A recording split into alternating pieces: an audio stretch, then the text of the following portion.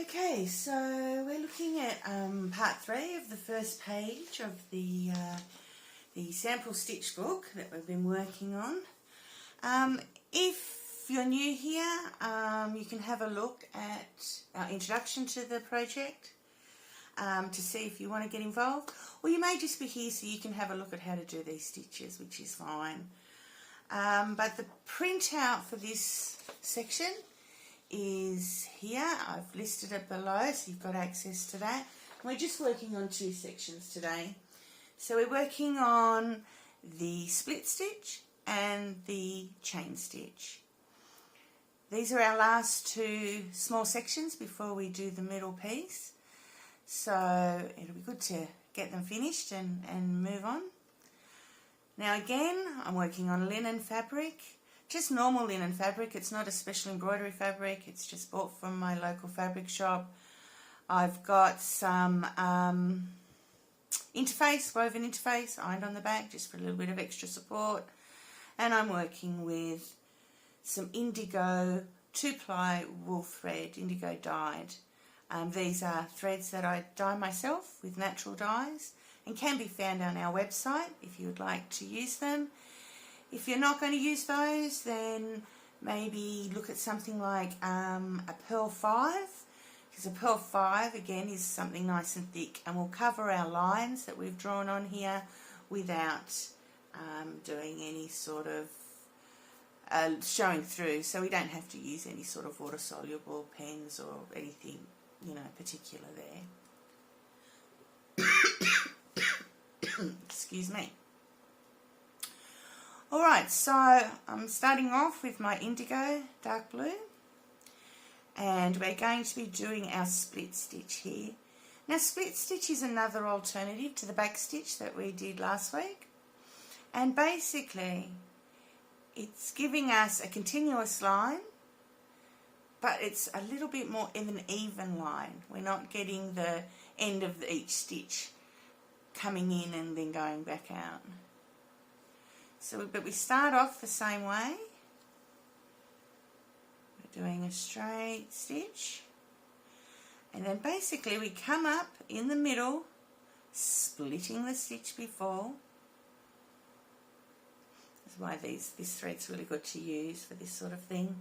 So easy to split. And then we come back down.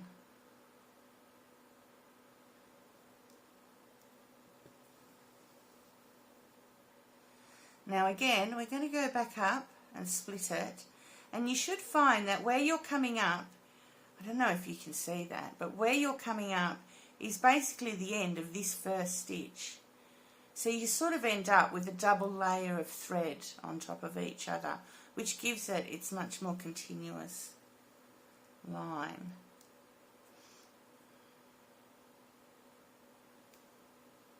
And again, we go down.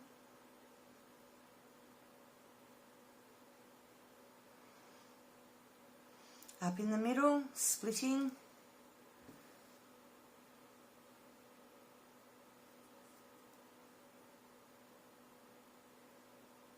Down.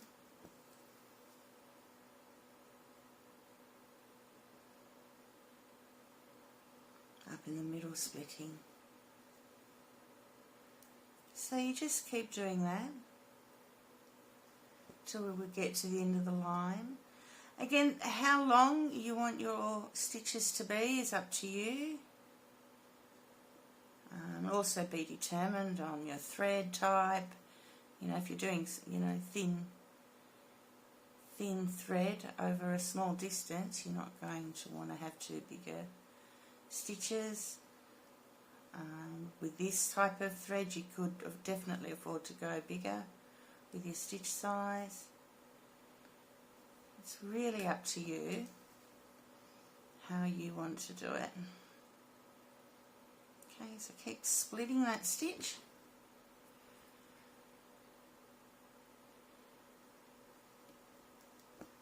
And there's the first line. So you can continue doing this on the rest of the lines. Finish the stem stitch, that's what I'll be doing, and then I will come back and we'll move on to chain.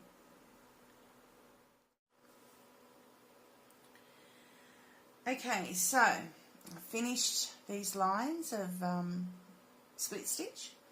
If we have a look at last week's where we did the back stitch, we both have performed a continuous, solid line. But this one's, you can see your definite beginning and ends of your stitches, whereas your split stitch hides that and makes it look a little bit thicker and more continuous. And they both have their pluses and minuses and are used at different times. I use both of them a lot. So there's no right or wrong one to use, and they're quite interchangeable. If you're doing some embroidery and it says to use back stitch and you don't really like doing back stitch, you'd rather do split stitch, go ahead and do it. Like, it's really up to you. So there's just two different ways to form a continuous line. So now we're going to look at a chain stitch.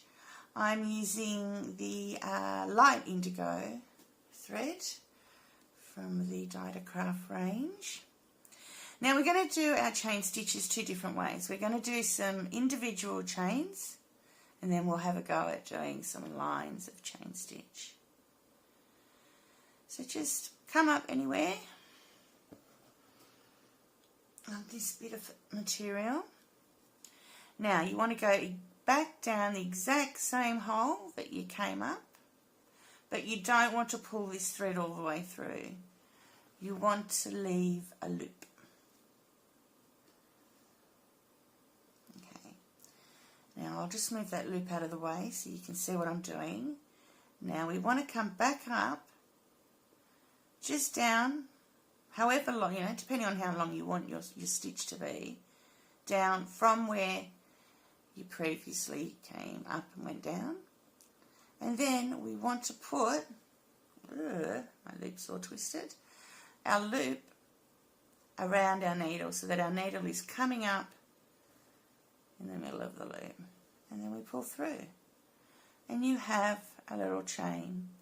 To finish it off, you then go back down on the other side of the loop to hold it down in place. And there we have a little chain stitch. So we shall have a go at another one. So we come up, we go exactly down in the exact same spot without pulling all of our thread through. We want to come up, just down underneath. And again, there's no right or wrong length here. You can make them small, you can make them big. It's really up to you. You can leave them a bit more open, not pull the loop through as much. There's all different ways. So our needle is now in the middle of our loop before we pull through. And then come down the other side of the loop to hold it in place.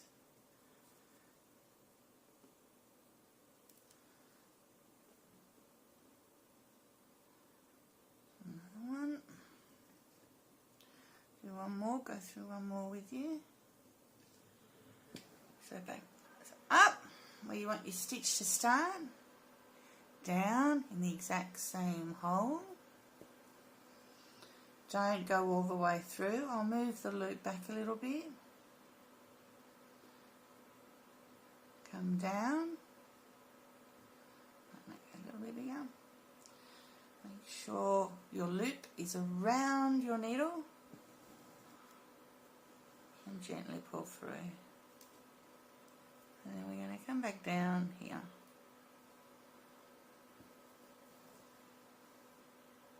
So I'll do a couple more of these chain stitches and then come back to show you how to do it in a line.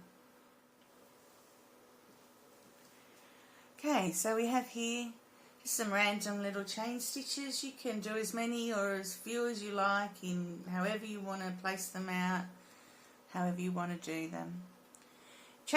These individual chain stitches are really a great little nifty thing for doing as petals of a flower, like if you did them in a circle with a centre piece of some other stitch.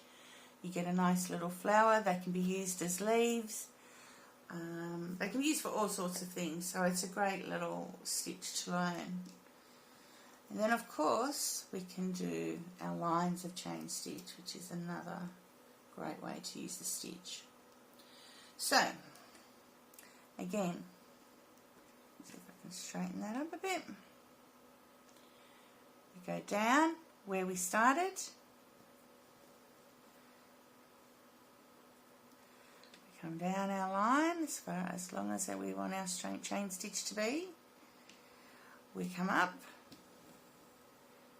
now loop and pull through.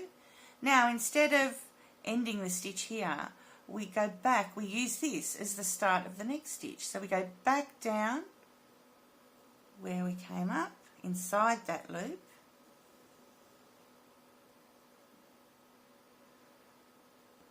Come down, make sure our loop is around, and pull.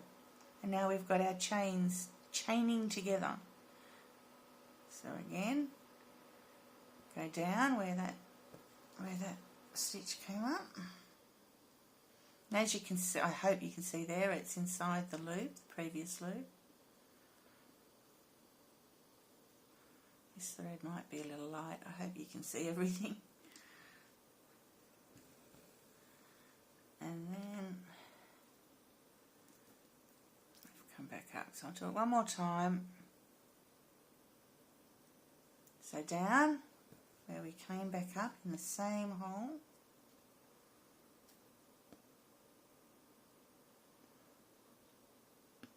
Up. Whoops, put the loop around and pull through. Okay, so that's your chain stitch. So finish the other lines in your chain stitch, and that's this week's work done. I'll come back next week and we'll work on the centerpiece for the page, the last piece of the page before we put it all together. Thank you.